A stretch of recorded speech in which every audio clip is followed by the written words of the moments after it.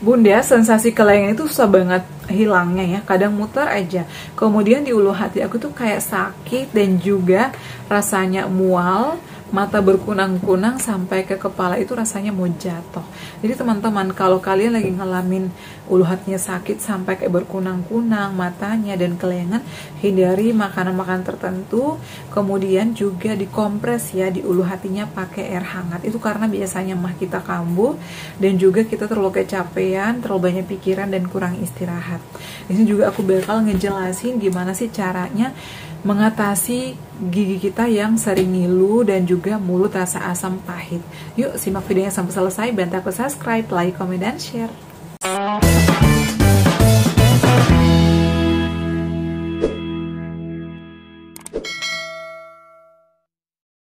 Assalamualaikum warahmatullahi wabarakatuh. Hai semuanya, kembali lagi di channel aku, Adifa dan Bunda. Gimana kabar teman-teman? Semoga sehat selalu ya. BTW gimana puasanya? Semoga lancar ya.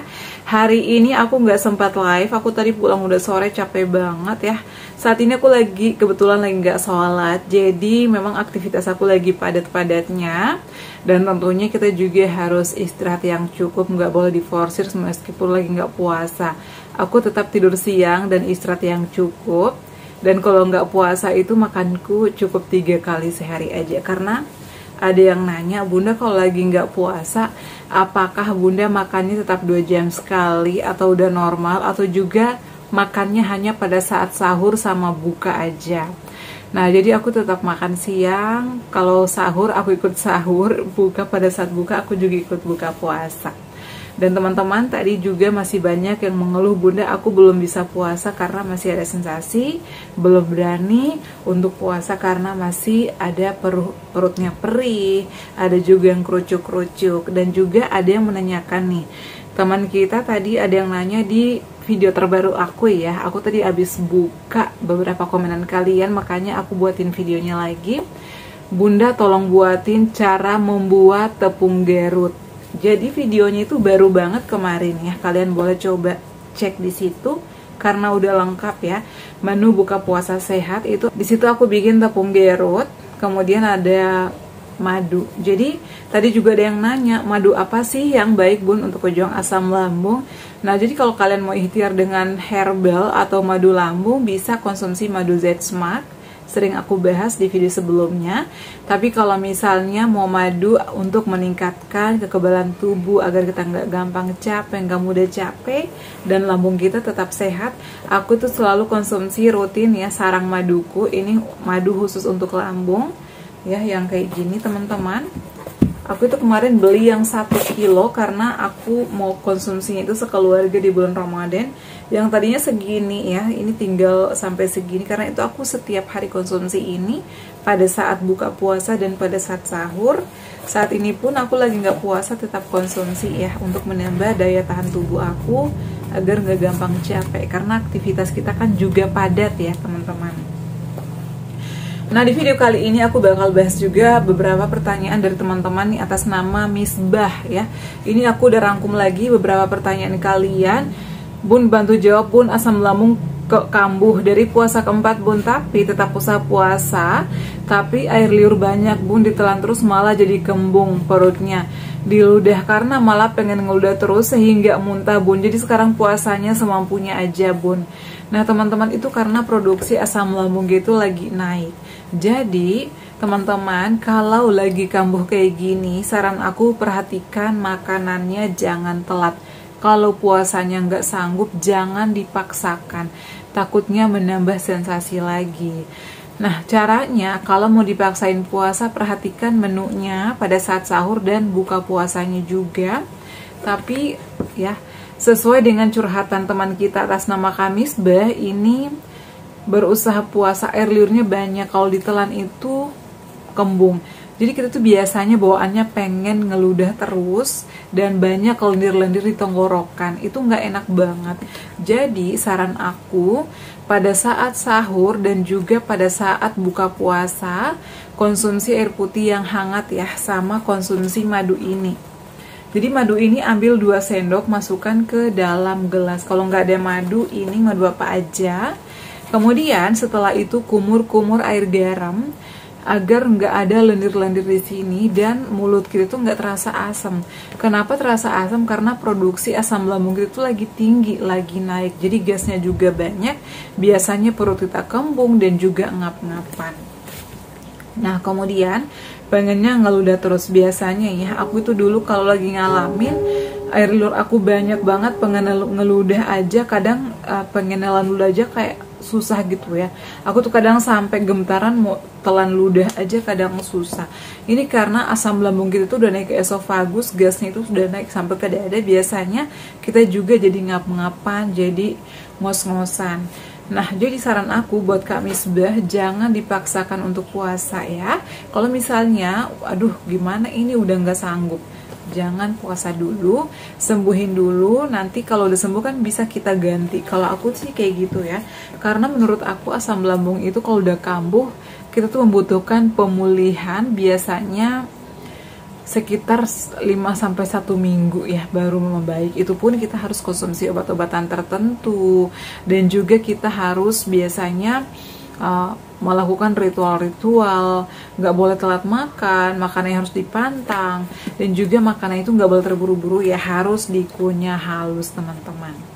Nah, kemudian muntah. Jadi muntah ini saran aku ya, kalau misalnya udah nggak sanggup, tapi sayang banget bun udah sore, jadi saran aku konsumsi air hangat, pakai gula aja atau pakai madu, agar nggak mual perutnya, dan perutnya yang tadinya banyak gasnya itu agak redah. Aku juga pernah kok ngalamin ini kakak ya, dan pada saat itu aku nggak maksain puasa karena sensasinya itu makin nambah. Makanya aku tuh takut kalau lagi asam lambungnya naik, kalau yang nggak sanggup ya udah aku batalin aja puasanya. Kemudian ini ada teman kita juga atas nama Nurlela IBTP. Kak, saya sakit dada tengah kalau di gerakin, terus kayak panas gitu, mual, jadi gimana cara mengatasinya? Sakit dada ini pertama kita biasanya terlalu mengangkat beban-beban yang berat, kemudian juga bisa dari asam lambung kita yang udah naik ke esofagus. Kemudian mual, muntah, itu juga sering dialami oleh penderita atau pejuang asam lambung. Panas, ini adalah pejuang gastritis. Jadi caranya gimana? Makan sering, porsi kecil, habis makan jangan langsung tidur, dan harus dikunyah halus. Karena kalau misalnya nggak dikunyah halus itu nanti bakalan naik lagi ya asam lambung kita, dan biasanya itu menimbulkan kayak panas. Kenapa sih sering panas di lambung kita? Karena ada luka, ataupun ada iritasi, ataupun ada radang lambung atau radang ya. Jadi teman-teman, saran aku makan makanan yang lembut, dan sebaiknya selalu konsumsi tepung gerut ya. Tepung gerut ini bagus untuk melindungi dinding lambung kita yang lagi luka, radang, ataupun yang lagi iritasi. Jadi sebelum makan ataupun sebelum sahur, kalian wajib banget konsumsi ini ya, diseduh aja. Caranya videonya udah ada kemarin, baru aku buat ya, di searching aja menu sehat ya, itu ada tepung gerut, aku lagi seduh. Jadi caranya ambil 2 sendok makan, kemudian larutkan ke dalam air yang biasa, lalu disiram dengan menggunakan air mendidih atau air panas sampai matang kayak bubur sumsum. Kemudian tambahin gula aren atau gula merah, kemudian tunggu dingin lalu dikonsumsi. Itu enakan di lambung, nyaman di perut, dan sensasi yang sering perih, kemudian sensasi yang sering nyut-nyutan atau panas itu nanti bakalan berangsur-angsur sembuh. Nah, kemudian selanjutnya atas nama Kak Ata Ojan. Bun, mulut saya terasa asam dan kalau makan pedas langsung kepala sakit. Nah, teman-teman, pejuang asam lambung itu haram hukumnya makan pedas. Ini sih bukan dari dokter, tapi dari aku pribadi. Jadi kalau kita udah riwayat asam lambung, radang, gastritis, tukak, dan lain sebagainya, hindari makanan pedas. Mau pedas cabai, mau pedas lada, mau pedas apapun itu dihindari, karena itu adalah pemicu. Sensasi itu bisa menyebar ya, bisa di perut, bisa sampai ke dada, biasanya sampai ke tulang belakang, sampai ke kepala, puyeng, ke lengan. Jadi hindari cabai. Kemudian terasa asam ini karena apa? Karena asam lambung kita itu udah tinggi, udah naik, dan itu ke mulut rasanya asam, kadang pahit. Caranya gimana? Kumur air garam. Nah, sebelum tidur malam kan kita gosok gigi ya. Jadi sebelum gosok gigi itu ambil dulu garam setengah sendok masukkan ke gelas, kemudian tambahkan air suam-suam kuku.